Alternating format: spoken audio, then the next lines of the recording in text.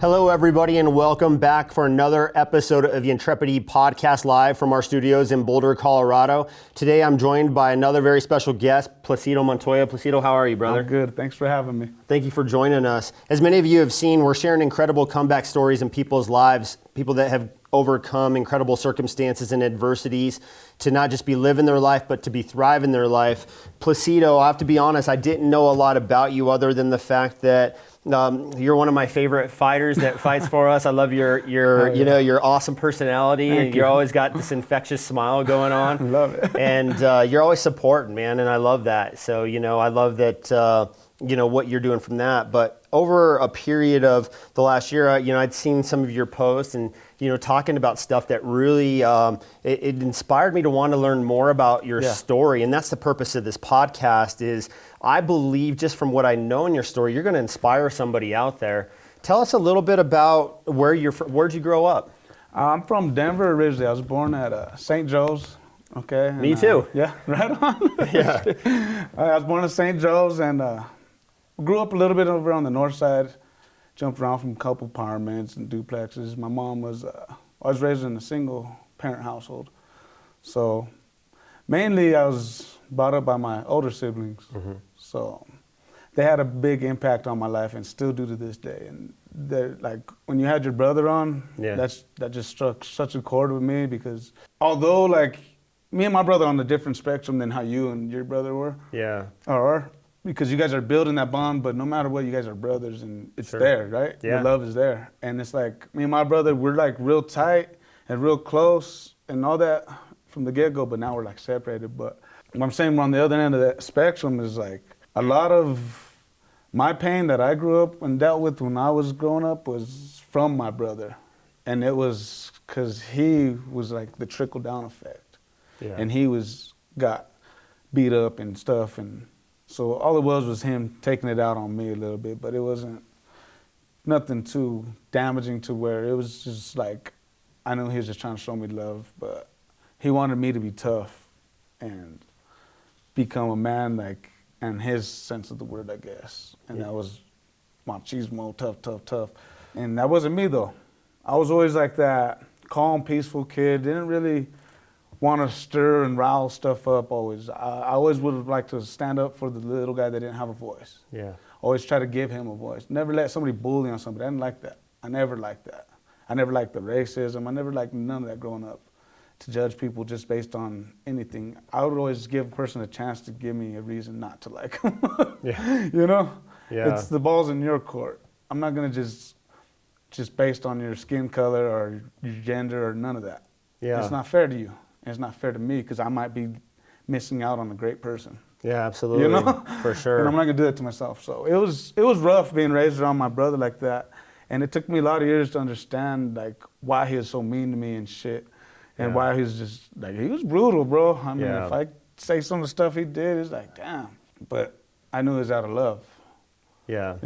He just wanted the best for me in the end. And we didn't have a father, and that was my male role model. So how much older is he? 7 years. So he's 7 years older? Yeah, 7 years older than me. So you guys grew up in Denver. Was he always in trouble? Like, yeah, he was the troublemaker.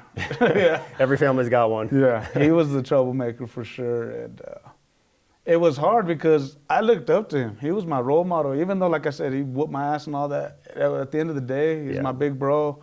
And he was my role model. He's who I looked up to. He's who I inspired and wanted to be like, or aspired to be like.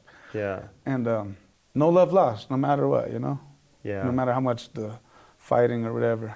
Was he in and out of jail a lot, like when you guys were young? And he was involved with gangs and running amok and just being a knucklehead. And what took him to get out of that was when he finally had some kids of his own and. He's 16, I believe. It's young, but hey, that got him away from. He was heading down a bad path, and it could have been worse than what it ended up initially being. But yeah, so that's the first part of your childhood. The part that I was really interested in knowing is I didn't actually know about the situation with your brother that landed him in prison and even yourself, correct? Yes. So take us through what happened at this time. What's going on in your life and what happened? when the case was caught? Yeah. Okay. I was 18 at the time, just barely an adult. And I had no purpose, vision, nothing. I dropped out of high school at a young age. I was not doing proper thing. I wasn't working like a proper job to make money. I was doing illegal activities to do what I was doing. And I was just trying to be like my bro, you know? So that's my mindset, and that's where I'm at mentally. I have no guidance beyond him, and honestly, he has no guidance, you know, beyond. He had nobody besides the abusive stepfather in the past that had fucked him up and made it so bad on him where he felt he had to take it out on me, kind of shit. You know, that's what it was. It was. But my mom, I'm glad my mom had the will to get him out of the lives and make sure that he went away and, you know, was done for. But it's one of those things like, what do they say? It's a cycle. You got to break that cycle. Yeah, we talk about it before. It's like a lot of people will use like where they came from as an excuse, or be like, oh, such and such, you know, they grew up wealthy and they had it handed to them. Yeah. And I grew up in a fucked up situation. So that's an excuse. Yeah, it's an excuse. And so like the way I look at it is you can either repeat the cycle of ignorance, I call it, or you use it to better and grow yourself. And unfortunately, very few people use it to grow and better themselves, but the ones that do, they do it at an exponential level. Like it's like, you would never know this person came from there. Yeah. And that's the thing that I love about your personality and like your charisma is I would never known that, you know, you had, you know, been locked up for this situation. And it's a crazy situation. So like, I want you to share that story. Yeah. And so my mentality is that kind of that ignorance. Yeah. I was in that frame of blaming and not taking accountability of my life, of my own actions. Because, okay, before that, I had so much potential in this world, you know, to do so much. I was a great athlete growing up, you know, baseball, football, wrestling, all the sports. I could do them when I was on the all-star teams. I was always the best, you know, always the one with the crowd was always like, that kid's good, that kid's going to go somewhere, you know, always the one that the crowd loved, you know. So I had potential to pursue sports, and that was my dream as a little kid. Like, oh, I'm gonna be a professional athlete, and whatever. It don't even matter. I just want to get paid to play fucking sports, to play games, you know, and that'd be dope. And I lost sight of that because I started following more my brother, and he was going down that bad path. Yeah. And so I just dumbly followed the only thing I thought was right. So we get into a sticky situation. I'm not gonna speak too much on the case because he's still got avenues to where it's not open, but it's still, understand. You know, I'm not gonna speak too much on it. But it was a situation to where a couple guys were in a place where they shouldn't have been, and, you know, a couple other guys shouldn't have been as irate with pistols as we were, and shit got out of hand. 2 guys got shot, you know, 4 times each. They flew flight for life to them. It was a crazy point in my life, you know, and in that moment, I remember I was like praying to God, like, just don't let them die. I can't have that on my conscience, that I was a part of that or anything like that. Even though they were in the wrong, I felt and knew in my heart they were in the wrong, I still didn't want to be somebody that was just savagely, brutally not giving somebody a chance to at least defend their life properly. And that would have been calling the authorities and more or less, you know, making shit handle. It's just, you wish you could handle shit differently when you look back, you know? Yeah. Absolutely. But when you're trained a certain way, that's all you know, that's what you go with, you know? And that's just like when you're in the ring. When we're in there a lot of times and under the lights, it's just our training kicks in. We're not thinking about shit. Yeah. We're just thinking about breathing, honestly. Keep breathing. But when we're throwing punches, that's just all natural. All that shit's just kicking in.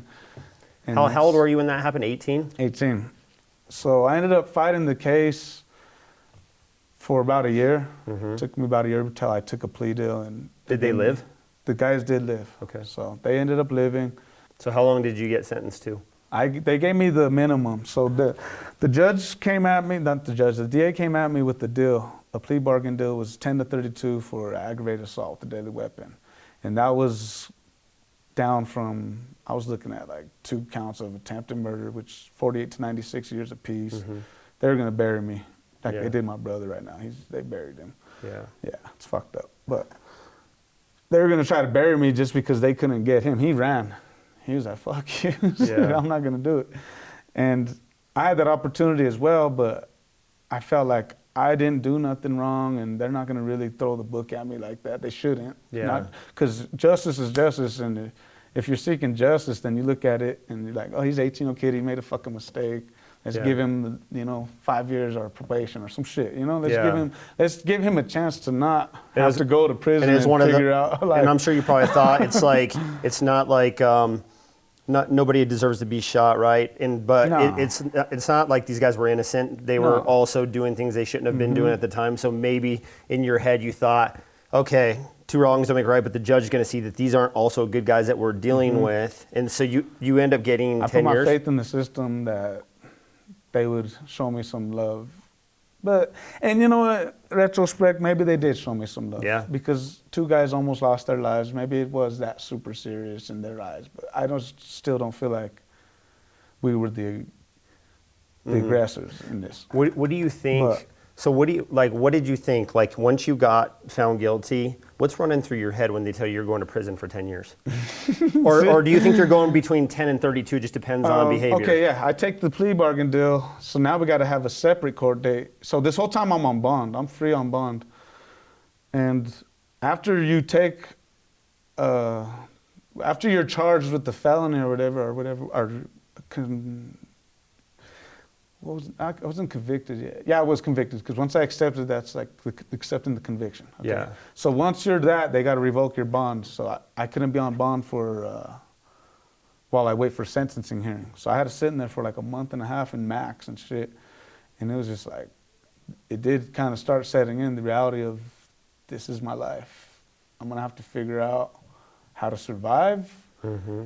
I'm going to have to figure out how to maintain my morals and character and not feed into everybody's bullshit and negativity, because I already knew kind of what to expect. Yeah. Like just because the movies and shit, it kind of is the same but not, but the racism on the movies, it's real. That's what's real about it. You brought up a point yesterday, and I don't ever like anything, I don't get into political arguments or any of that talk.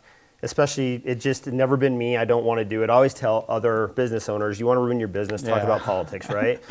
But you did bring up a very interesting point that we were talking about. Everything that's been going on, recently with all the riots and stuff like that, and, all this division of race and everything. And I saw your post that anybody who thinks, about racism, has obviously never stepped foot on a prison yard. And I was like, oh my goodness. You're so right. I remember going and seeing my brother too, and it's the same thing in those areas. Is like you have all the Mexicans and all the whites and all the blacks, and you're just like, wow. Like looking back, it's like it's a division. It's major racism. So where did they take you first? So what prison did you go to first? The RDC. Yep. Sat there. I got not booked, but they figured out what they're gonna do with me, and from there, so House 5, because I went to Buny. Show up to Buny, and I was just like, well, we're here. This is it. Because I seen the 3 tiers high, and it's an old-ass 100-year-old prison. It's hardcore. There's some cobblestone and shit. Yeah. They call it Gladiator School. Yep. That's what my brother said. Because that's where the young guys go, and that's where you find your place. Yeah. And what you're going to do. Like, not everybody goes there. Yeah. But, like, fighting offenders and people that they can't put in lower facilities right away, that's where they're like, all right, they throw you with the wolves and see where you end up. Yeah. And it's like you join up with somebody, you do like me, I rode solo. I walked that yard every day just with faith that, God would have my back, and like I wouldn't have to give into the racism. Like there was this pool table situation I remember clearly, and it's like it'll stick with me always. Like it's always your own kind that is racist as well. I don't know. Yeah. But they had these 3 pool tables for us to play on. And one was for the Mexicans, one was for the blacks, one was for the whites. And you weren't allowed to play on the other, not because it was a rule written by the guards or by the laws, Mm-hmm. This was like just our laws. Racist, that's how racist it was. Like you couldn't even enjoy a game of pool with a man of color or with the white guy, because I would be ostracized. I did it though. Yeah. I didn't give a fuck. I was like, you're not going to change me and make me into something I'm not, just because they imprisoned me doesn't mean you guys are going to imprison me as well into your ideologies, and like, you guys can have it. Yeah. I want to get in and get out. Yep. I'm going to do my time, and as soon as they let me out, I'm getting the fuck out, and I'm not looking back.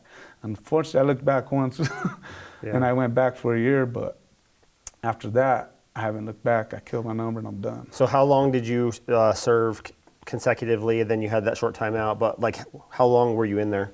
4 years straight the first time, made way, did all good on that. I even made like ISP parole where I could live at the house and shit. Mm-hmm. And then I fucked it up. I got a DUI, threw it all away. I had a decent job. I was in college. I was at the Red Rocks for that Gateway program. I was there with Kathy, and I was doing good for myself. And I was pursuing a career in like computer engineering and stuff. I thought I was gonna wanna, cause I was trying to figure something out that was gonna have longevity in the future, that will feed me forever.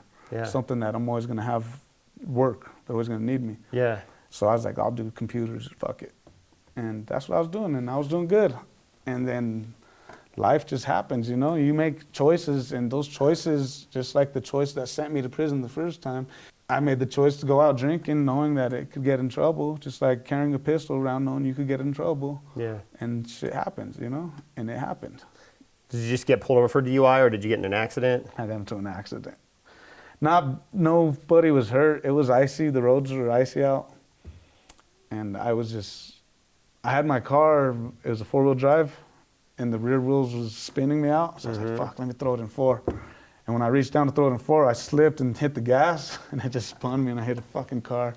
Oh, man. I was like, bitch. I was like, oh, we're going to jail. So you get in an accident. Now this time they're sending you back for how long? It's not like a prescribed amount of time, but they had revoked my parole, because I had got paroled, and I was waiting to go on parole. In 2 months, I would have made parole, and I would have been done with my initial 10-year sentence, and I would have been starting my 5-year tail. I don't know if you understand how the Colorado system works. Does that mean like 5 years probation after? Mandatory, yeah. Okay. 5 years parole after. Okay. So that's how Colorado, they give you, I had a 10-year sentence with the 5-year tail, they call it. Okay. So it's a 5-year mandatory parole. So it means you got to complete your first 10 years. So whether they don't parole you early, then you're going to pull your whole, and that's what they usually do to everybody. They make you pull your whole number, and then you start your parole. So it's extra time, honestly. But that's how they script it, and that's how it works. You feel like you needed that? I did, because I still had all that time hanging over my head. And had I been paroled and then fucked up, I probably would have just been playing that game in and out, because I was lost. And then I really had lost my job and gave up on the school, and I was lost. Do you remember a time in that final year that you were serving that impacted your life? Like, was it a night, a morning, a letter, a situation where you woke up and you were like, this is it, I've got to change my life and start moving forward? It was when they told me, this is when I think it took over, I believe. And I'm appreciative that we got, politicians that are willing to take the initiative to do stuff like this. But he was like, we need to change the Department of Corrections. It needs to be more about rehabilitation and helping people. And we need to offer more classes and stuff like that. And so when they shifted the whole culture and how they're treating prisoners and how we're supposed to conduct ourselves and whatnot to play their game to get out, it's like, you got to do classes to get out, basically, what they told me. Like, we're not going to put you in for the halfway or none of that. You got to go do some classes. I was at Arrowhead at the time, because when they sent me back, my points were low to MR level, and I went to Arrowhead. Arrowhead is a facility where they do TC program, but they also have child molesters. And I've been to Arrowhead in the past. I was there, I did a little 6-month run through there before. And then before I went to Skyline, because I was always progressing downward, I was always trying to better and get the hell out of there. So my second time through Arrowhead, I was just like, I knew that they were there and all that. And when after they had told me that I had to do classes, I was just like, I'm not gonna do it with all these child molesters. I can't, because my sister was molested by that same piece of shit. Yeah. That did that shit to my brother. And I was just a baby when that shit was all happening. But it instilled a hate in me towards them people that do those crimes towards children and shit, because of the impact and what I seen it did to my sister and what it did to her life, how it impacted her life. Yeah. emotionally and all that, and just how much she had to endure to be okay with herself. Yeah. And as a brother, you know, we're protective Yes. of our women, our sisters, our moms, our grandmas, our aunties, all them. Yeah. All women in general really is how we should be, all men. I hate when guys hit on women, that's bullshit. But we're here to protect them, and I just felt so helpless because I was a kid and there's nothing I could do. I was, you know. Yeah. And I seen the pain and what it did to her, and just it impacted me a lot to where it made me hate that certain type of people. But then that's why, like, I love that show that you guys did, you and your brother, how you just talk about you got to look at their perspective too, and blah, blah, blah. But just like, in the end, it's just forgiveness is what you got to embrace. It's tough, you got to right? look at all aspects of the situation and then just come to your own conclusion. But in the end, if you don't come up with forgiveness at your conclusion, you lost. Yeah. You didn't win shit. It's a tough thing to understand. I was telling somebody for many years is like, forgiveness is the toughest thing to learn and accept, whether it's forgiving yourself or someone else. My mother-in-law, Wendy, she is a counselor, and she's the one that taught me, like, forgiving somebody doesn't mean they're off the hook for what they did. It's for yourself to be able to move forward, right? And I was like, whoa. It was like a light bulb. It was like, okay, I thought like forgiving somebody means that like what they did doesn't matter, and that's not how it works, right? Mm-hmm. And honestly, it's hate, and you hold that hate and not forgiveness, it eats you up and not the other person, because they're not thinking about you or it or nothing, because whatever led them to do whatever they did, obviously they weren't thinking about it in the beginning. Yeah. And the only way you can help them realize they're wrong is to forgive them. Yeah. Because then they'll feel like an idiot. Yeah. Because, wow, this guy's shown so much humility, and I fucked him over. I did such dirt to him, and he's still like, it's fine.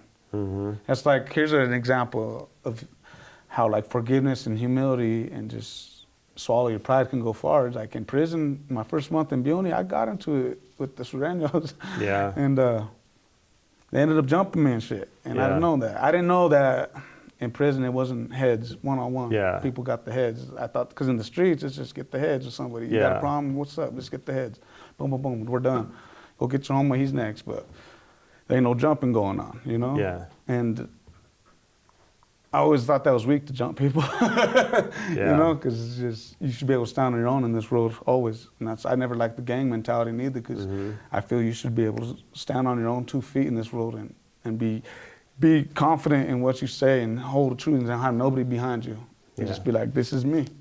I don't give a shit if there's anybody backing me up or not. This is me. This is who I am. Accept it or not. And if you don't accept it, that's on you. Just, I'm not going to change. This is me. I can't change who I am. And I was in Buny, they jumped me and shit. And they didn't do too much damage because I knew how to fight a little bit before I went to prison. My brother, he was going to the Grappler's Edge back in the day and learned jiu-jitsu and shit. Nick Marshall? Yeah. And he was teaching me some shit, you know? Yeah. This is back in 96, 7, or whatever. I was a baby, and he was teaching me all this shit. And I was already a wrestler growing up too, so I knew how to grapple a little bit. And first one ran in on me. And I tried to jump up. I was on the bottom bunk, and I tried to jump up, and I hit my head on the fucking bunk. I almost knocked myself out. I seen stars and everything. I was like, oh, shit. I gathered myself. I was like, God damn it, motherfucker. And I went to throw the punch because he was coming already punching too. And I went to throw a punch too, and he caught me first. Boom. I seen the white flash. And I didn't even think about like, oh, ouch, that hurt. All I thought about was, oh, fuck, I'm gonna have a black eye. Now the guards are gonna investigate. You know, you don't think about nothing but trying to not get detected by the man. Even though they got cameras everywhere, you're just like, you can pull it off in there though. As long as you do shit right, nobody says shit, you can get away with the fight. And no, he hit me, and then boom, I pulled him on full guard, and I started beating him up a little bit. And his homeboys were just beating me up as I was beating him up. So this fair. And it only lasted maybe a minute, little ass whooping. It wasn't nothing much, nothing crazy. But the next day, they popped the doors for us to go to the shower. And the people that jumped me were all on the second tier. And they were all just looking down at me, like mugging the fuck out of me, mean mugging the shit out of me. Like if I was supposed to not come out of my cell, or I don't know what they're expecting out of me. Or me to just walk like this. Yeah. That's not me. Yeah. Never have, never will be. I ain't scared of no man in this world. I don't care if you got 100 men. You better line them up or they better all come at once. We're going to get it. And I just looked at them and I realized I had broken a promise to myself that I said I wouldn't be starting shit and fighting when I go to prison. Yeah.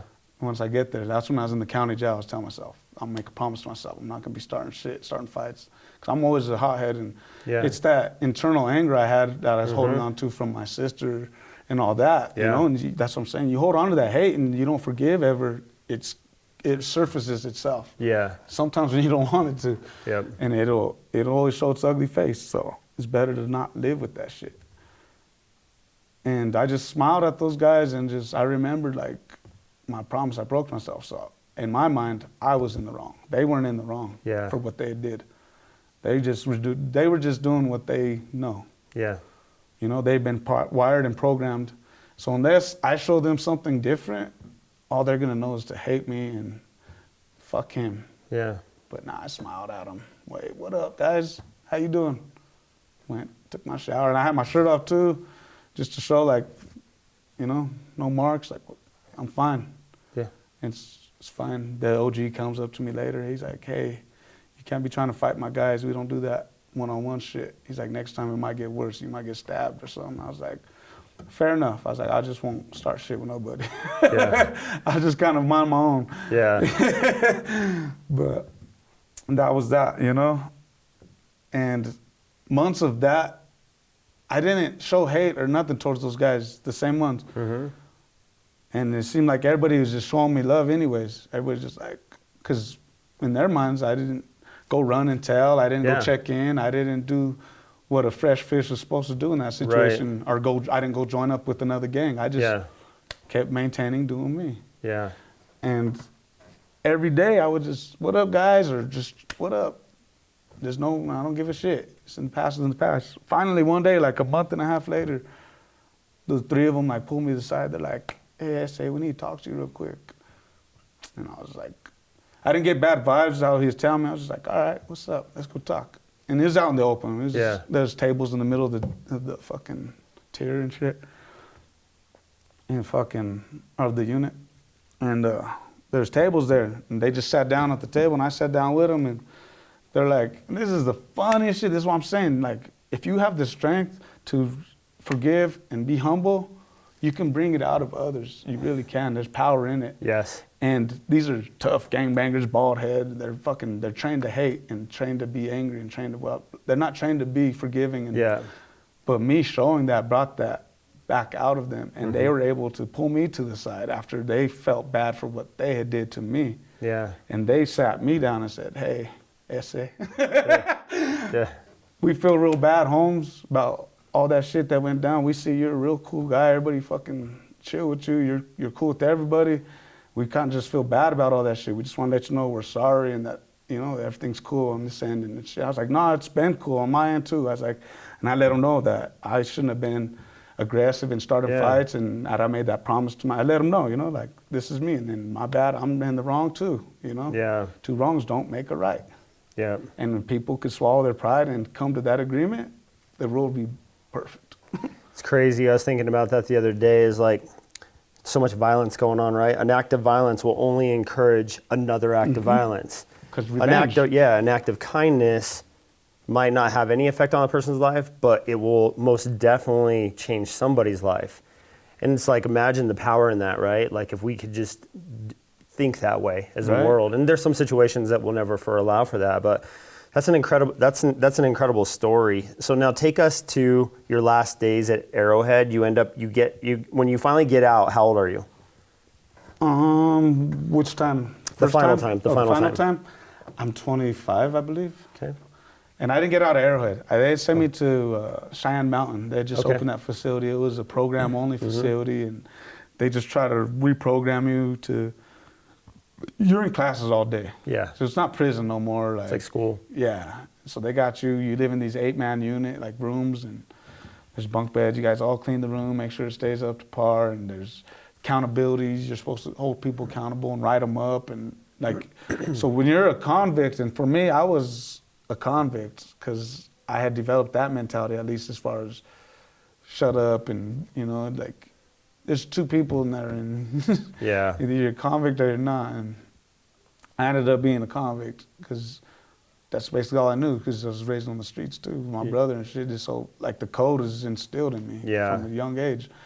So just, it was natural for me to fall in line with that mentality and just be a convict and always looking the way I didn't see shit, and, you know? Yeah. And that's not always the right mentality to have, you know? Yeah. And I went over there to Cheyenne Mountain. I'm doing classes, and I get out to a halfway house. It's my second time in halfway house. I'm like, I can't fuck this up, you know? I have no vision of what I want to do with my life, because I did have vision. I thought I wanted to be a computer guy, and I was doing great, and I was leaving all this world behind me, but look how quick I was right back up in here. And threw away everything. It was gone. Boom, school was done. Job was done. That wasn't a career, that job, but it was a good paying job, and it was enough at the time, you know? So I threw my life away, and now I really don't know what the hell I even want to do. And then I've been doing the halfway house thing again, fighting through the fucking riding a bus everywhere, finding a job, maintaining a job. Yeah. Nobody wants to hire you. I was working at McDonald's. I was working at anybody to give me a job. Honestly, that's when the economy was bad, back in like 2009 and 2009, shit. yeah. 2010 even, kind of, and just, it was bad and it sucked. Nobody wanted to hire me. There was no opportunity for me to become a plumber. Yeah. And the sad part is I knew a bunch of plumbers, and they couldn't get me on to get started, or they couldn't even get me in the door, you know? And that was fucked up. I always felt in my heart, like, damn, you guys couldn't even get me in the door? But it's fine, because it made me that much stronger. Yeah. You know? Because I had to find my own way and fight my own way into this world. And I get out of the halfway house again, but I had just lost my job. So now I'm like, fuck, now I gotta find a job. And then I meet the girl that ruined my life, but gave me my life in the same sense, because I got my kids, you know? And she didn't ruin my life, I'm just joking. Yeah. Kidding. She just made me sad when the breakup happened. It was just, I didn't understand how relationships worked and how I was supposed to deal with it. Now I do. Now I grew up. Isn't it interesting coming from a situation where you don't see anything but negative from a relationship or a marriage or whatnot? When it does happen, you don't know how to react. It's like, you know, on the job training. Yeah. You got to just kind of figure it out, and we make a lot of mistakes along the way. Oh God, yes. I make them every day, and I'm not going to stop making them, but I ain't going to stop learning either. So you're 25, you get out, you meet the woman that you end up marrying. Yeah. And where do you end up landing for job and work? So I think I was like 26 now when we moved in together. My mom, she moved in with me because I was still on like parole and living with my mom. But then her and my mom didn't get along, so we had to boogie out of there, and I had to get them to approve me to switch. Yeah. But at that same time, like, she had 2 kids already. And so I'm ready, like, falling in love with the kids. Yeah. Because I'm like, maybe that's what I needed this whole time. Maybe that's my purpose. That's my calling, is I need kids, you know? Maybe that's what's going to ground me and calm me down. Because I was a knucklehead. I was wild. I was that crazy guy always, like, go do this. Yeah. Done. It's done, you know? It already happened. So, and I had to grow out of that mentality too, because I had so much to lose. I'm on parole and still not thinking about, you know, if I fight this boss or this person at work, or it always leads back to fighting with me. And that's why I'm fucking thankful I found the gym and found an outlet for all that frustration and anger and learning how to cope with it better. As opposed to letting it build up, and then the first person that fucks up, they get it. And that's not fair to them. Because they didn't earn that ass whooping. 100 people before them did. Right. But I get out, and we moved out to her grandparents, and then where was I working at that time?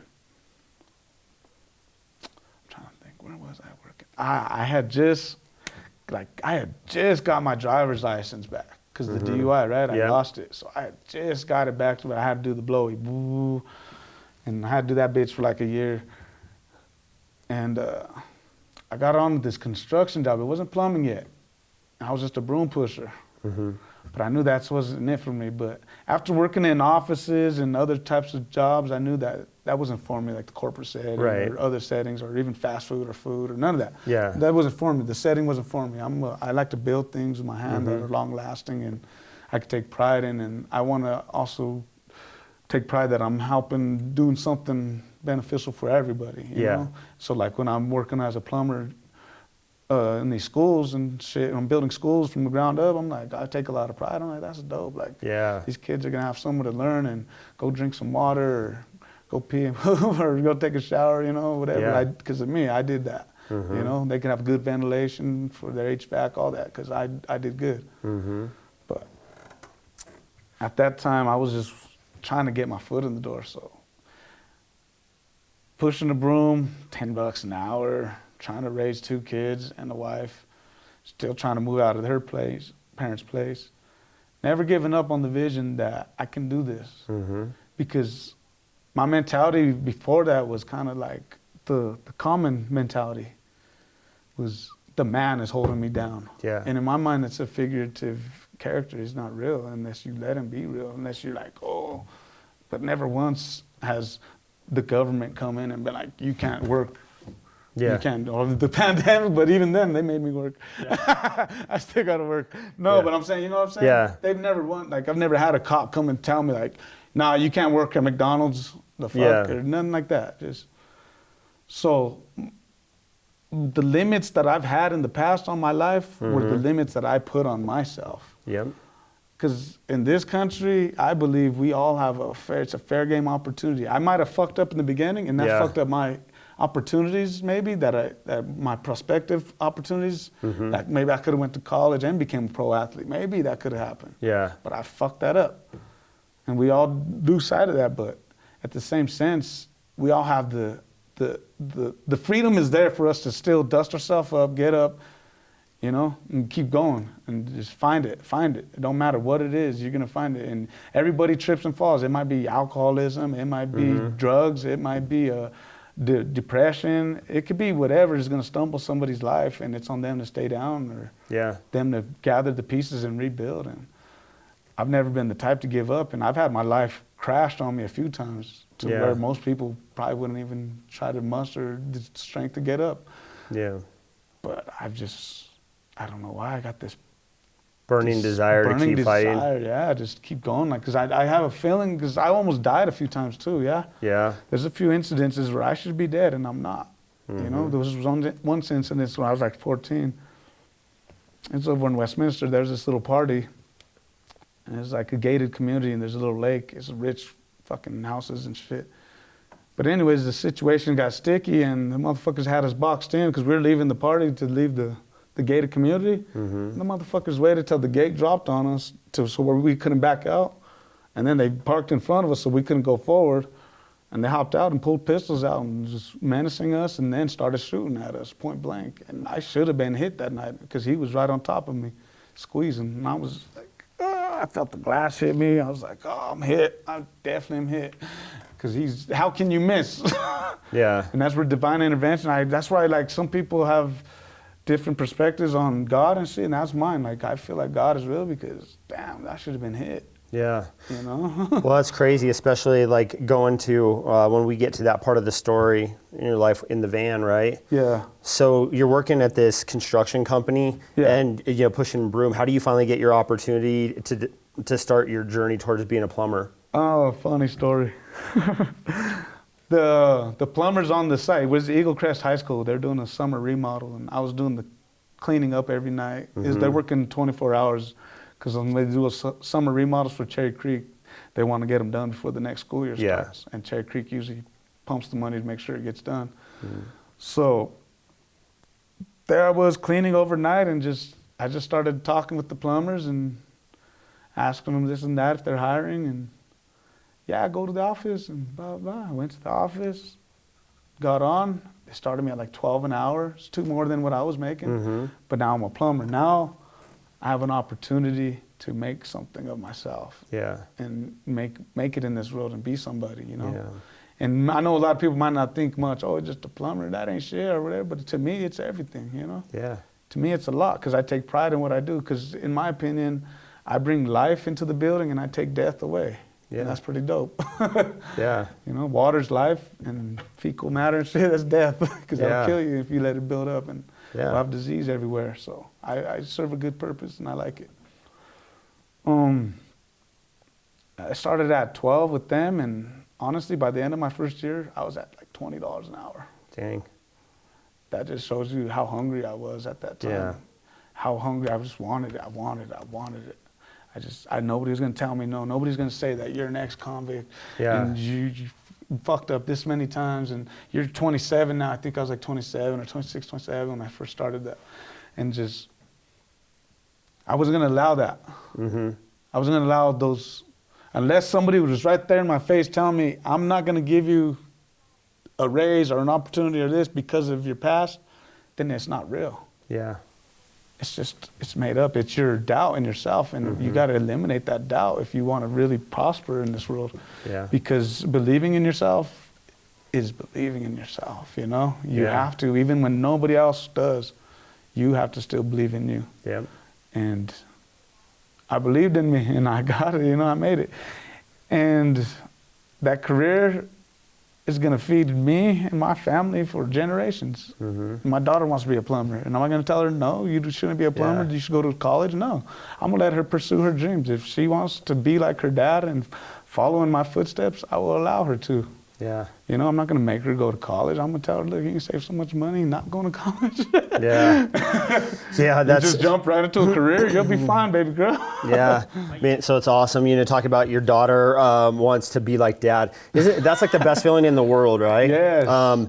Man, my middle daughter, when I'm going to go out for a run or a bike ride, she wants to go. If I'm working out, she wants to come in and work out, right? Yeah. She loves it. And you know, sometimes there's just so much pressure on traditional education and going to school and getting a college degree. And not that I don't think that it's important. I think, look, doctors, lawyers, you've got to go to school to be able to do that, right? For real. But I've seen a lot of other business owners and entrepreneurs like go for all these technical skills and master's degrees, and the world of business is evolving so fast that by the time you're out, there's like a whole new level. And so for me, if my girls want to go to college, awesome, I'll support them. But we're also teaching them entrepreneurship now, which they love, because I want them to have that opportunity. It's like, and think about it, like growing up in school, and sure to hell not in our house. Yeah. You never talked about money. Never. You never talked about credit. You know, you didn't understand. That's bad. Yeah, you didn't understand any of those things. We did have this one teacher, economics teacher, Mr. Scott,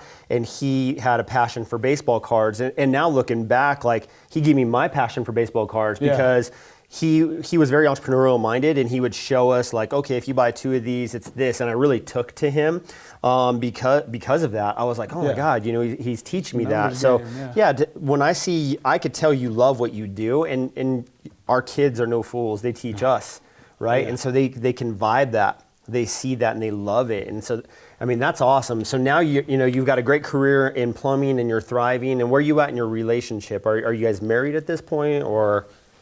We never tied the knot until I moved to Fort Morgan. So we stayed like just, I guess, what would you call it? Common law? Yeah. Like a common law type deal for like 4 years. Yeah. So I'm raising the kids, and she's living with me, and just like as my wife, you know. And just, I ended up buying a trailer actually after I got that raise, and I was doing good, and I used my tax money, and I went and bought a trailer, because it's hard. Like I said, you could allow these barriers to be in front of you, or you can figure it out. You know, I think I posted the other day, you make excuses or you can make it happen. Yep. You know, and that's true with anything. Nothing's gonna stop you if you really want it. And I took that money, I went and bought a trailer. It didn't have no plumbing in it, so I got it for cheap over at Federal Heights. I got it for like $2,000, I think, or $16. I forget. It was cheap. Got it for dirt cheap. And used my tax money, went and bought that. Went and bought all the plumbing shit, did it myself. My oldest daughter out there, she actually helped me. She was only like 3 at the time. Because there's a few times I actually needed a hand. And I'm like, I gave her some pliers because there's this pipe that kept falling down to the basement or under the trailer. And I was like, just hold it up so don't fall. I got to do something down there. And she held it and did it for me. That's awesome. And yeah, I remember that. It was fun times, but that was just me not letting anything stop me because apartments won't rent you. You're a convict, you're a felon. Yeah. It's hard to find housing affordable, even a house. You Yeah. know? And then also, I can't get like Section 8 or nothing like assistance like that because I've got a felony and shit. Like they're not trying to help out in any shape, way, or form, and I can't let that discourage me from what I'm trying to do because I'm trying to raise my family, you know? Yeah. And just start my life. And I waited too long, like 28 years. It's like, shit, it's time to like start.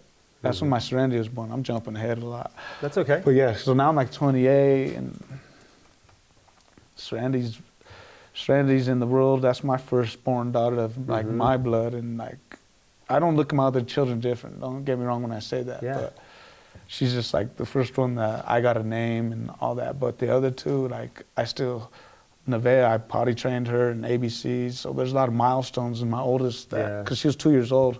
And then the other one was 2 months. Bree, I got 3 daughters, 4 kids total. But Nevaeh was only 2 years old when I came into her life, and Bree was 2 months old. So I've been in their life for a long time now, and I am all they know. Yeah. And it's just special to me that they know I'm not their biological father, but they don't treat me any different. Neither will I treat them any different. Like our bond is there. Like it's like the mom was gonna make her decisions and do what she was gonna do with her life. But it's like whatever higher power knew that they needed me, and at that time, and I still do, I needed them. Yeah. And that's how it worked. Like that higher power was like, you're gonna be the guardian of these children. And That's they amazing. accepted it, you know, and it's what it is. And it's my family. It's not, that's what is beautiful about America is not every household is the same. Yeah. It's not a cookie cutter country, you know? Yeah.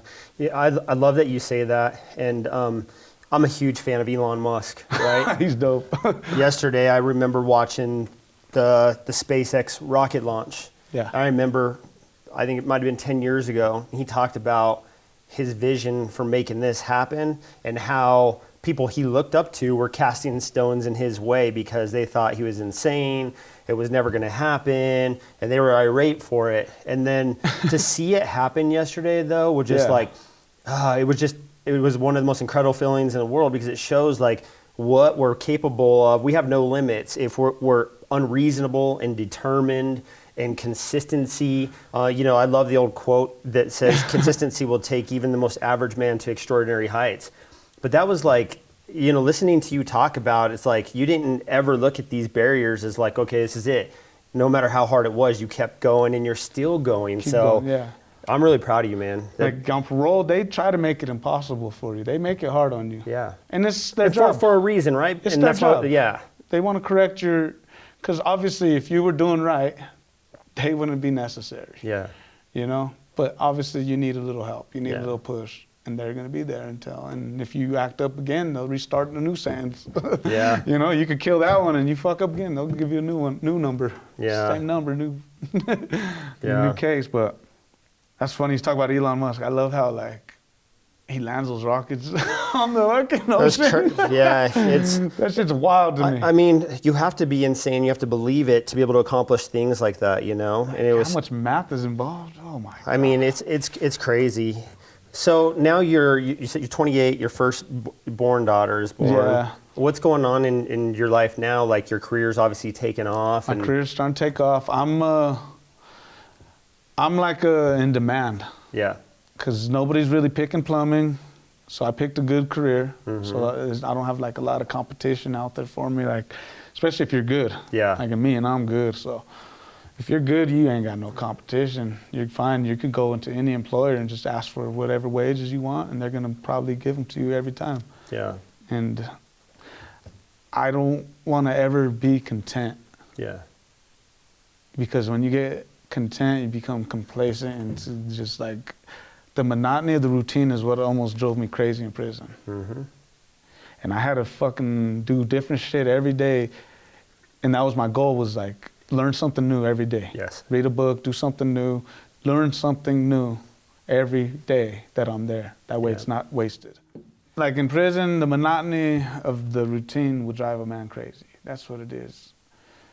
And if you don't have something different to do or to entertain you or to just stimulate your brain and, you know, different parts of the brain that you never even woke up, then you're gonna go crazy and you're gonna allow the system to win.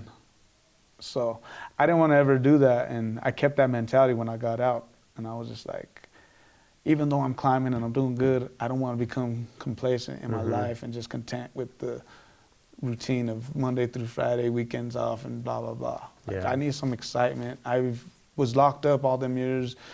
I lost my 20s, all the years when people are supposed to be out exploring the world and having fun. They're not supposed to be doing it when they're 30 like I am now. Right. 34, 35, I'm now bucket listing like a motherfucker. I swear to God, these last 2 years have been wild. It's awesome. Some of the shit you come up with too, right? You're like, I don't even know. Yeah, where did that come from? Yeah. Fuck it. You're like, this is full-blown midlife crisis, buddy. We can't have that on here. I'm just kidding. No, it's just life, man. And so at that point, I'm climbing in my career, but I don't want to get stuck with one company that's going to not give me opportunity. Like once I felt like they're going to freeze my opportunity, or once I felt any type of like racism. Yeah. The good old boy shit exists. We don't want to acknowledge it. And the more you acknowledge it, the more power you give it, but it is real. I know it is real. I've seen it in prison, I've been dealing with it my whole life. And I've always been against it and always not giving in to it my whole life. And even if that meant like my own kind ostracizing me for speaking up, and it's like I'm willing to take that, because at the end of the day, they're watching us. And I say they, I mean the kids. Yes. They are watching us. Yep. They are watching us like hawks, and everything we do and what they perceive is right, they will think is right. And if we show them what is wrong, then they will know it is wrong. And it takes a community or whatever to raise a kid, and that's true, because how you are acting out in public could influence my kid to think that that's cool, even though dad don't do that type of shit. Yep. You know, and so how you carry yourself goes a long way, you know? Yes. And people don't think about that. They're only about themselves. And I'm not about myself, and I'm willing to lay myself down to show others that it's about us. Yeah. We're one whole. Maybe that's the native in me, you know, the wanting to be at peace and whole with everything, but that's just how my heart has always been since I was a child, just to be at peace with everyone and everything. And that anger wasn't towards people. It was because my sister's the guy that did what he did. And I was holding on to all that all them years and outlashing with that anger, but it wasn't anger towards people, like just, oh, I don't like you. You wear red or you wear blue. Come on, man, grow up. The fuck? You're hurting each other. You're not making an impact. You're just hurting each other. And I never wanted to fall into that. And if I could be the change, that's why I always like be the light. It's like I want to be the light that I want to see in the world. So if I can't, you know, amplify that, I can't ask that of others. I love that. I know before we started recording today, we were talking about another, you know, tragic situation that happened in your life that you've overcome. I want you to share that and talk about where you were in your relationship and kind of what led to that situation in 2017 before we close out and talking about how you again overcame that with your, you know, positive mentality. So the marriage spoiled and went sour. I had worked up my way, built up my credit, because I was on a mission and I wanted to buy a house. I didn't see the logic in paying rent forever. I already knew that that's a losing man's game. And in this country, in order to get to that next echelon and keep moving up, you got to start buying property and start investing, start growing up with your finances and shit like that. And, you know, and even though I'm not like a materialistic person, I know I want to leave my kids something to build off of. And that's what everybody does, you know? Everybody tries to do that. So I'm no different. So I'm just trying to give them, and not only just like leave them a house or something. I want them to see the work ethic and the drive and the focus, and every day waking up, even my back hurts, I'm still gonna go to work, you know? I'm still gonna get that money. I'm sick, I'm still gonna go to work. I got that money. There's no sick days for me. I don't get that. Yeah. I gotta keep climbing. Nothing's gonna stop me. Not a COVID, nothing. Yeah. So I got to the point where I could buy a house. Anything in Denver wasn't affordable at that time, and I wasn't gonna stick around. Yeah. So I was like, you know what? The city started getting crazier too. I started seeing the influx of people from other cities coming in, and with that, they bring their bullshit. Yeah. And I didn't like it. It was because Denver started changing, in my opinion. I didn't like it at the time. Yeah. And there's just a shift in culture and everything, and I just wasn't with it. It's like, this isn't the Denver I grew up and used to, and I'd rather go live in the sticks. Fuck it. And that's what I did. Packed up the family, because in the end of the day, how I was saying, it takes a community to raise a kid. I didn't see enough people in the Denver metro area on board with, like, kids. Kids are first. Yeah. Your stupid shithead thinking is not priority. They're going to inherit this planet, and there's going to be theirs next. Yeah. And they're watching us. We need to teach them the right ways. And I didn't see enough people on board with that type of thinking. And so I was like, I felt alone, and I was like, let's go. We're leaving. We're going to leave the city because the city's getting too crazy right now. And I was in Federal Heights, so maybe that had a lot to do with it. I'm right there in the heart of fucking ghettos bullshit. I was at the trailer park. I'm dealing with the bullshit every day. So I bought a house finally. And that was probably one of my proudest moments. I was able to go to my parole officer. Yeah. I was like, can I buy a house? Because you have to ask them if you're going to enter a contract. Yeah. You're not allowed to, technically, they could send you back to prison and fuck you, everything up. So had I went and just bought a house and not asked them and they figured it out, they could have fucked with me. Yeah. So one of the proudest moments was, That's awesome. I went up in that office, like, hey, can I buy a house, bro? Yeah. And he was like, what? I was like, I was like, I've been working real hard and this past year and just grinding. I was like, can I go buy a house? I was like, I'm just asking you because I got to ask you to enter a contract. He said, yeah, go buy a fucking house. Where are you going to move to so we could get your parole situated, blah, blah, blah. And I ended up getting off parole before all that, before we moved out there and all that. But I killed the number. But it was dope being able to go up in there and be like, can I buy a house, bro? Yeah. I bet you felt so proud to get those keys.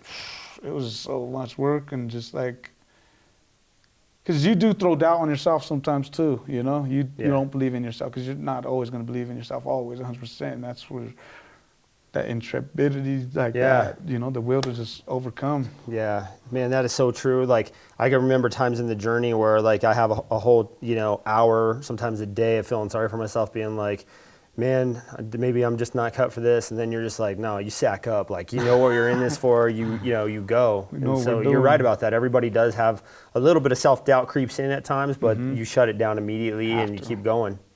So you bought your house. It's a very proud moment for you. Yeah. And what happens after that? She's pregnant with my son because the relationship was getting tumultuous and ugly, and I was really only in it for the kids, and she was only in it because she had somewhere. Yeah.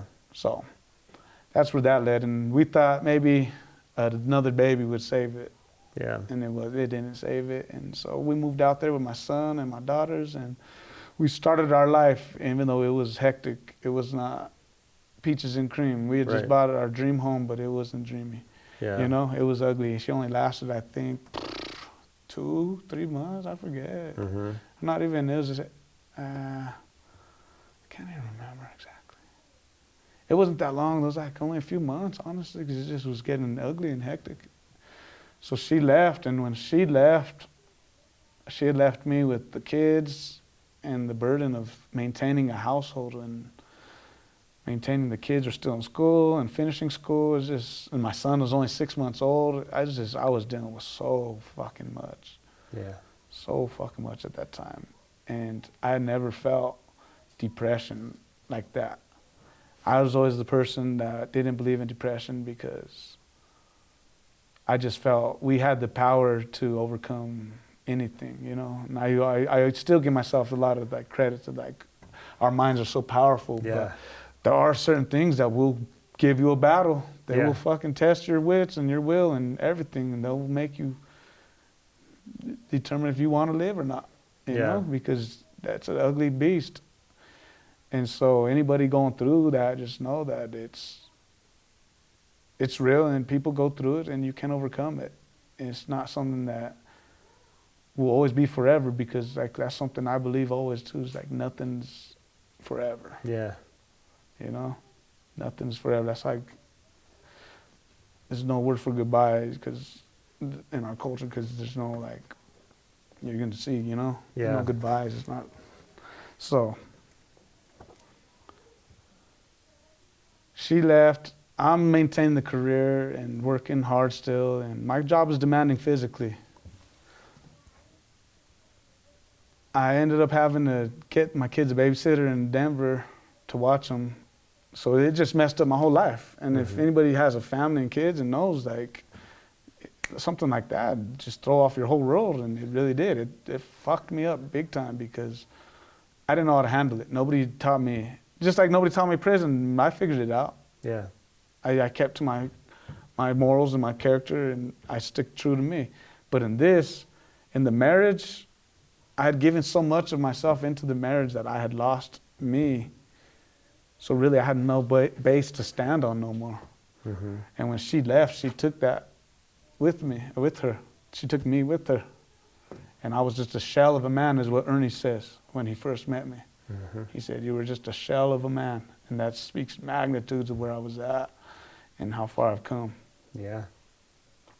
Because there was a point when I didn't even want to live anymore, and I have everything to live for, you know? Yeah. Their names are Nevaeh, Bree, Serenity, and Junior. And I have all the reason to live right there, but I didn't see it. That's how ugly depression can be. You didn't see it. And I just put too much pressure on myself in that time in my life, and they relied on me, and I felt like my company was relying on me, and everybody was just relying on me, and I didn't even have me no more. So I was giving out stimulus checks, you know, giving out shit that wasn't there. Yeah. Giving away free money. It wasn't there. There's no gold to back it up. Yeah.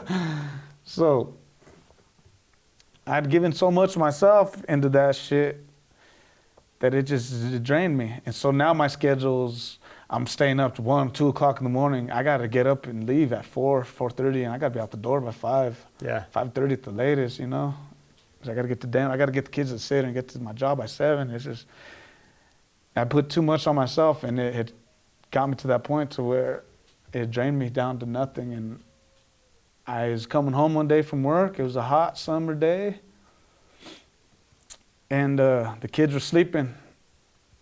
I had the AC on, and they were watching a movie, and just, I felt myself getting tired and slipping. I was like, fuck, I should just pull over.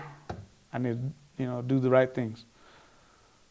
But then my son, he's still 6 months, and you hit a bump, he'll cry, you know, he'll wake up and cry. And I didn't want to wake him up. I didn't want a chance to wake him up because I still had like a half hour to drive still. Yeah. And that was dumb of me to try to push that half hour because I didn't make it. And we almost didn't make it. So my decisions that day almost cost me my life and my children their life. And it took a lot for me to forgive myself. That's why I talk about forgiveness a lot, because forgiveness is not for the other person. Yeah. It's always for you, because you can't hold on to that shit. You hold on to it, it'll destroy you. Yeah. When you were falling asleep and, you know, you woke up, and I know you were telling me before we were filming, like, was everything slow motion? Like, Yes. when the car was just like, Oh God, yeah. going back and forth. Like, do you remember everything about it? Yeah, oh yeah. Moment for moment, like from when I zoned out and knocked and went off and it woke me up, I'm off the road and I'm right there. I'm on mile marker 48, heading right at the bridge, right on Roggen, Colorado, eastbound 76. I'll never forget these, you know, because this is something that impacted me, because what led up to it, how I was feeling, is not the same person that came out of it. And that's, it sucks that something like that had to happen to wake me up and make me want to live my life again. But it did, it happened. Well, I know you were talking about when the vehicle was rolling. Yeah. And you hit your head. Share Share with the audience, like how you thought you had passed. So when I'm trying to save the vehicle from crashing completely, because we're heading head on at one bad situation, that's death on impact, because how fast we're going, just because of the force. Science tells me that we're dead, especially their little bodies. And I get to another point where we're going to hit the other part, and that's where I hit it, and we flip. And I remember how scared I was for my kids, and just like, I wasn't scared for me. I never am, and that's the foolish thing about me. I'm never worried about my own welfare. I'm always worried about somebody else. Yeah. You know, whether it be somebody getting picked on or bullied, or somebody just got shot. I've had that happen in front of me. Just like always caring about other people, you know. And in that moment, yeah, I was caring about my kids, and I was just like, right when I hit my head, I thought that, because it made a flash, and I hit my head so hard on the concrete, 'cause my head went flying out the window. Boom! And when we're flipping. So I just fucking smacked my head so hard. And in that, I thought that I had died. I thought that I had brought to fruition everything that I was asking for leading up to that moment. I thought that everything I was asking God, because I was talking to God, not like before the crash, but like nights and weeks before, just as depression creeps in, and just feeling helpless, and just asking God, like, throw me a bone already. Like, can you help me? You see me here struggling. I'm like, I'm about to just lose everything. I'm losing my mind. I was like, I just need something. Throw me anything here. And if not, you know, I basically told God, then just take me out. If you're not going to help me, then take me out, because I'm tired of struggling. I'm tired of surviving. Because I've been surviving my whole fucking life. From when I was 7, fucking being raised on my own, basically, because my older siblings, they weren't like raising me. My mom was a single mom. She's out doing her thing. Not doing her thing, but out working and making sure we have somewhere to live and food. And so my brother and sister, they're teenagers, and they're out running and doing their own thing. And so me, a lot of the time growing up, it was just me. From the age of 7 on up, I can remember it was just me. Yeah. Always alone, always going to football practices or baseball alone. Always going to the games alone. Nobody there to support me or have my back and shit like that. And so I just was tired of surviving. Like, from my earliest memories, I could just remember me surviving. Having to look out for me, make sure that I wake up tomorrow and my life goes on, because it seems like nobody else cares. So I got it. And when I'm asking God just to take me out, it was just like I had reached that boiling point of just, I was tired of it feeling like the odds are always stacked against me. And like I've always got to fight for what I earned already. Yeah. And it's just basic, simple shit. But then God gave me what I asked for. Like when I was asking to take me out, I thought that was it. So when the vehicle comes to a stop and you realize that everybody's semi-okay, like was that a turning point for your life now to bring you to where you are now? Oh, dude. When we stopped upside down, and I'm super panic mode. I drop my seatbelt, I fall on my back, and I go and I'm just like try to grab my kids out. All the windows are busted out, so I'm just reaching in and trying to catch them and drop them. And thank God there's already bystanders pulled over and helping me get my kids out. So I ended up only having to get 2 of them out because people were already helping get the other ones. And just that right there, seeing my kids that scared, not knowing what was happening, seeing me, I have so much blood just running down my face, and I'm just got rocks and gravel and shit in my head, and I'm pouring water on there trying to clean it out,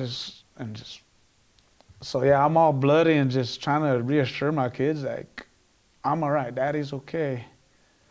And that's a kid's passion and heart, is they care more about you know, their parents than they do about themselves sometimes. The guilt that I felt was something that ate at me more than the depression did. And after the wreck, it was 2 weeks, I was just walking around lost. Like Ernie said, a shell of a man. I was going through the motions, but I was no longer. I was at moments wishing I did die in the wreck. Yeah. Because I didn't see no hope. I was like, why bring me this far only to, boom, that's it. And then it's just like epiphany or whatever. It just happened. I get home from work one day and in Fort Morgan on Wednesdays, because I don't order the paper, but for some reason they give everybody the paper on Wednesdays. So I get the paper. And what are the odds that they're covering a story on Ernie? You know, because they don't always like cover. So what are the odds? Like, I'm getting a paper on the day that they're covering. And I didn't know they had a boxing gym in Fort Morgan. I didn't even know nothing about. I knew that I knew growing up, my brother always whooped my ass and teach me jiu-jitsu and shit. I knew I wanted to do MMA and shit. I always thought, like, I was like, man, like, Hoist Gracie was my fucking hero growing up. Yeah. Like, a lot of people like Michael Jordan and shit. I was like, no, Hoist is the man. Fuck that. Yeah. Hoist is a beast, you know? And those are like the people I looked up to, and so I was a different kid. But, yeah, I remember the UFC back in its infancy, like 93 and shit. It was dope. But, I knew I'd always wanted to be like an athlete or a professional, you know? Like, I wanted to just do something out of the norm that's not the same as, you know? Yeah. And I just loved to go and have fun and perform and play sports. And it was just something, a passion of mine that I'd lost years ago. And I had gave up on that years ago, even before prison. I got 14 and I started running the streets. I'd give up on those dreams of becoming a professional athlete. But the skill was still there. And you know, the ability was still there. And the heart and drive to be like that, it's still there. It's just, I lost the vision. Yeah. And so I got home one day, I seen that paper and he's there and I was like, man, I was like, what do I got to lose? I was like, fuck, I should give this guy a call. See how much it costs, you know? Because it might be too expensive. I don't know, I know boxing gyms are kind of expensive and shit. I was like, I might not be able to afford it. But I was like, let me call him and just get price quote and shit. Yeah. I called Ernie and cool right away. Hey, what up, man? Come on down. That's how he always is. Yep. He's just trying to sell you a used car. No, I'm just kidding. He's him. Come on, just come down, man. Yeah, I'm here. Yeah. You know, he's always like that. I'm a total stranger. Yeah, come down. But we get to talking and shit and just, I tell him my story about the, you know, and just everything about the car wreck and just how I don't have nothing right now. I have a career, I have a house, I have my kids, I have so much, but I have nothing. Yeah. And I was lacking life. I had given so much of my life to that woman that when she left, she took my life with her, that I no longer had no life of what I was, because my life was to make her happy and to raise the kids. Yeah. Now I was just raising the kids and, well, there's no one to make happy. That made me happy, making her happy, if that sounds fucking stupid. I understand it. But that's how it worked. And there was no way to make me happy or do shit for me. And then I just seen it and it just, you know, here we are. I'm on your shows and... You fell in love with it immediately? Like immediately, bro. Like, initially I wanted to I was gonna do MMA. Because I had wrestling background. I knew that I could learn some kicks and I'd probably be more successful because I have zero boxing history and even all my fights growing up and all that shit, it's like I never knew how to throw a fucking proper punch. Like, them dudes are lucky. Because I whooped their asses with no skill. You're right. Had I known how to, I might have fucking put a couple down. But yeah, the boxing, I was like, the initial plan was we're gonna work on the hands, we're gonna work on our hands, and then we'll work on some other shit, and then we'll take a fight eventually. Yeah. And that was our initial plan. We just started training, working from there, but boxing is just, something about boxing, it just got a hold of me, because not to take away from the MMA world, because I've done both, so I feel I can put some input on both, but for me, MMA is a lot easier if the guy's got better hands or he's a better striker, for you to just kind of, all right, let's go to the ground. Yeah. Let's try to see who's a better grappler than, or there's other avenues. But in boxing, it's like, if he's got better hands than you, you're going to have to find a way to beat him. Yeah. You're going to have to figure a way to beat them hands, because maybe footwork, head slipping more, whatever. Get inside, don't take away his, ranging punches. You're going to have to think, and that's what life is. Yeah. That's what life is to me. Life isn't easy, like, not saying MMA is easy, but MMA, you can just, there's options to just, boom, I could take you down and we could change the game. We could change the whole game up. But life's not always like that. You can't always just like a quick route to just change the whole game. Sometimes you have to just, these are the rules, and you have to follow these rules. It's kind of like with these protesters right now and shit. There's rules, yeah. You're allowed to protest peacefully and whatnot in areas that are whatever, you're allowed to. Yeah. You got to get a permit now, I think. I don't fucking know. But if you're not following those rules, then you're just kind of cheating the system. You're not playing by the rules, and you can't expect long-term effects and gains from that when you're cheating. Do you remember a time where you felt freed? What do you mean? Like in boxing, like from the boxing, like you got your, you're getting your demons out, and the first you feel time like I got punched in the mouth. Just that first time, like, boom. Just, I remember it, just, all that went through my mind was like, I gotta hit this motherfucker back. Yeah. And then after that, it was just, I've been hooked ever since. I can't stop. I won't stop. I'm not gonna stop. This shit just, it runs through my veins now. It's like medication for the mind too, right? Yes. Like, we're gonna do a story down the road on Ernie. Ernie Marquez is such a great man, and he does he's a hero of the community up there. Oh God, yes. He's been delivering, 150 lunches every day to school kids in need. But people don't often realize that the impact of a coach on our lives, right? Stephen Blea, he was my coach when I was young, and I told him he redirected my life, and he taught me self-esteem and discipline and all those things, at the right time, and he really curved my life. Changed it. Yeah, he changed it. He changed the path that I could have went on, and I can totally see that with Ernie and how he does it. And it's like I said, I didn't know anything about you other than I saw you on a card one day that, that Steve had put you on one of our cards. Yeah. And I liked your style and thought it was awesome. And, so I friended you on Facebook, and I started just seeing the positive stuff. And, I saw the car accident post and, everything like that. And I'm just like, I was just intrigued to know more about it. And so thank you for sharing this. Thank you for even having me on. And yeah, one thing about Ernie I just want to say is, like, he won't turn anybody away. Their ability to even not pay, I saw that. Like, that's what I was just saying when I was questioning, like, if I can afford it or whatever. It's like, not worried about that, bro. Yeah. Money comes and goes.